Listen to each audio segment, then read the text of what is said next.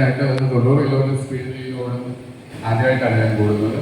വളരെ നന്നായിട്ട് കുഴപ്പമില്ല. വിഷയങ്ങളെ ഞാനിവിടെ പറയായിരുന്നു. എൻ്റെ പേര് അഗസ്റ്റിൻ, വീട് ചങ്ങനാശ്ശേരി. ഞാൻ ഹയർ സെക്കൻഡറി സ്കൂൾ ടീച്ചറാണ്.